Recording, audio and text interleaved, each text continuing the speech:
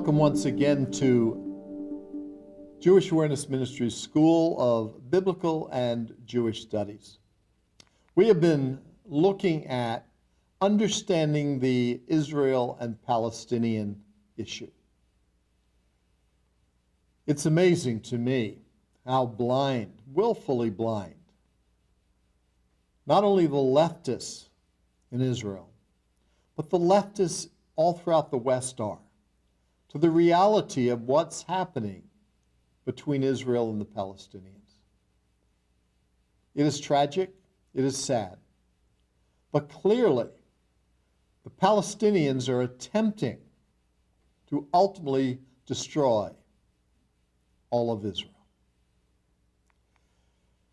I want to share with you the proposed Palestinian state in present negotiations. Now, this is the proposed. This is just a lot of smoke. But what they're looking at, and you can see on the map on that screen, the green area is the West Bank. You can see all the way over to the left, next to the Mediterranean, you can see the Gaza Strip portion. But one of the proposals is that there would be a corridor that would go from the Gaza Strip into the West Bank area, cutting through Israel, but establishing that connection between those two pieces of land, which are now separated. Now, if this would become a reality, a Palestinian state with autonomy, maybe a military, there is only a 9-mile wide piece of land between the edge of the Palestinian state proposed and the Mediterranean. 9 miles. A sliver of land. Well, that's what the Palestinians are talking about, and the world would hope to come to pass. But again, remember, that's a phase, that's a stage, that's a step. But this is what the world wants to see. December 23rd, the previous administration in the United States, led by President Barack Obama, who was very anti-Israel, still is to this day. I personally believe he's anti-Semitic. But a resolution was introduced in the UN, Resolution 2334. And Obama supported it, at least abstained, which was support of it. Now, this was a resolution that would negate, if it was accepted, all of the previous resolutions by the UN, would turn everything upside down. What that resolution attempted to do was to relitigate and rewrite the cornerstone UN Resolution 242, dealing with the land of Israel and the issue. Here's an article from UN Watch. 12 reasons why the U.S. should have vetoed UN Resolution 2334. Now, there's an abstention, but that's as good as a yes vote. Here's what that article said, at least in part.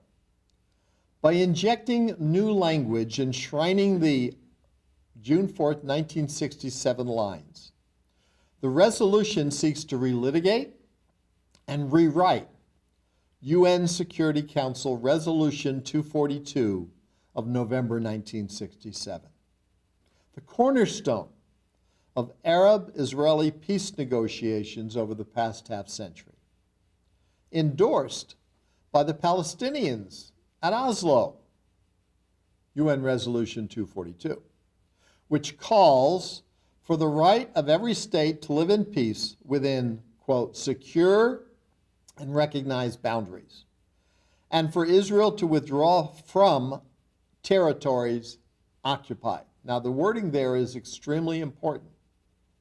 Yes, it did call for Israel to withdraw from territories occupied.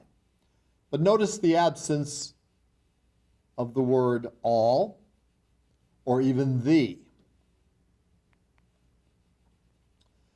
The article went on. Your predecessor, Arthur Goldberg, former Supreme Court Justice and U.S. Ambassador to the UN, when 242 was enacted, made clear that the text notable omissions in language on withdrawal are the words the, all, and the June 5th, 1967 lines. The choice of language was clear, he explained. There is lacking, he said, a declaration requiring Israel to withdraw from the, or all the, territories occupied on it after June 5th, 1967. Instead, the resolution stipulates withdrawal from occupied territories without defining the extent of withdrawal. And it can be inferred from the incorporation of the words secure and recognized boundaries that the territorial adjustments to be made by the parties in their peace settlements could encompass less than a complete withdrawal of Israeli forces from occupied territories. Goldberg likewise told King Hussein in the lead up to 242 that there was, quote, a need for some territorial adjustment. Well, February 15, 2017, the new administration was now in place, led by President Donald Trump. Donald Trump has become the most pro-Israel president the United States has had since the founding of the nation in 1948. So much different than his predecessor, from Barack Obama, who was the most anti-Israel president since its founding. Well, Donald Trump and Prime Minister Netanyahu met at the White House February 15th of 2017. As the president has made clear, this is from Ann Geron and Ruth Eglash, recorded in the Washington Post in February of 2017. As the president has made clear, his administration will work to achieve comprehensive agreement that would end the Israeli-Palestinian conflict so the Israelis and Palestinians can live in peace and security. White House Press Secretary at the time, Sean Spicer, said on Tuesday of that week, the way forward toward that goal will also be discussed. So there is this continued interest in getting a peace agreement between Israel and the Palestinians. Republican State Department veteran Elliot Abrams writes in the Weekly Standard that the Trump administration may be going for an outside-in strategy rather than an inside-out one. Instead of using an Israeli-Palestinian deal to improve Israel's relations with the Arab states, use Israel's relations with the Arab states to advance an Israeli-Palestinian peace deal, Abrams writes. Middle East conflict describes more than just Israeli-Palestinian dispute.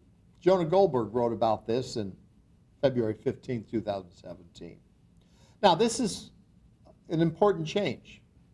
Instead of an inside-out approach that if we can get peace between Israel and the Palestinians, peace will come to the entire region.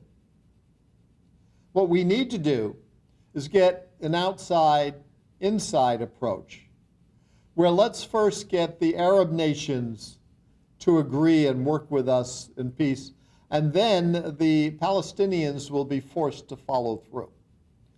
Now, as we close this class eventually, we're going to look at the prophetic implications of what's taking place. But I think this is very important, because this certainly is much more in alignment with that prophecy of Daniel 9:27, that there will be a peace agreement one day between Israel and her enemies.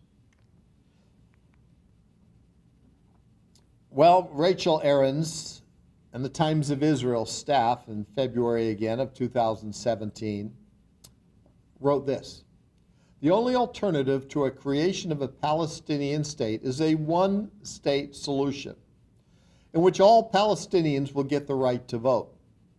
Palestinian Liberation Organization Secretary General Saeb Erekat said Wednesday, hours after a senior White House official appeared to withdraw the U.S.'s traditional support for a two-state solution.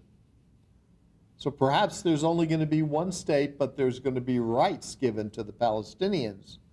And you have then the framework of that peace treaty. Again, in that 2017 article by Guerin and Eglash, said this: Trump's swaggering new sheriff posture in defense of Israel on the world stage has raised a lot of hopes in Israel, said Yoaz Hendel, an Israeli military historian who chairs the Institute for Zionist Strategies. Then he says this: maybe the Messiah is there, and they're going to change everything.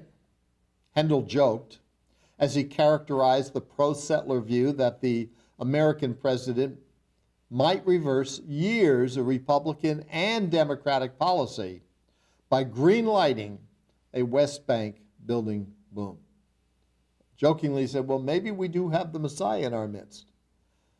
There's a real chance for peace. February 20th, 2017, Gilad Erdan, speaking at the Conference of Presidents of Major Jewish Organizations in Jerusalem, the meeting was, he at the time was Israel Public Security Minister, said this: we have an opportunity to create together with the administration the conditions for serious peace negotiations by changing the basic approach of the international community. Not the inside-out approach, but the outside-in approach. I believe that peace is possible, he said. Every time Israel had a real partner for peace, we were willing to take far-reaching steps.